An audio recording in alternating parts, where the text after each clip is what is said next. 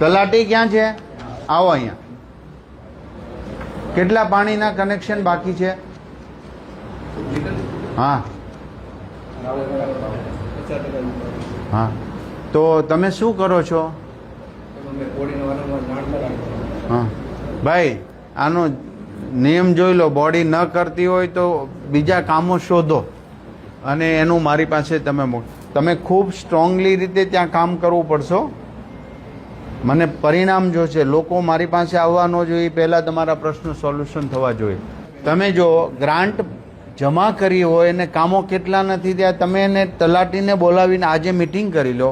કાલથી બધા યુદ્ધના ધોરણે કામના વર્ક ઓર્ડર આપવાના, બાકી હોય પેવર બ્લોક નાખવાને બધું તમે પૂરું કરો. આવકના દાખલા નહીં આપવાના તો તત્કાળ ધક્કા ખવડાવે. ભાઈ તમે કેમ ધક્કા? એજન્ટ શું થાય તો કલાકમાં દાખલો કાઢીને આપી દે. એક મિનિટ તમે બેસો ને બધા. એટલે ભાઈ, આવકના દાખલામાં એક પણ વ્યક્તિ હવે પાછો નહીં જવો જોઈએ. તમારી પાસે આવકનો દાખલો કઢાવવા આવે કે એની સ્થિતિ ગરીબ માણસ હોય તો જ આવે ને ત્યાં. હે તો એને 3 ધક્કા થાય એટલે શું આપણે?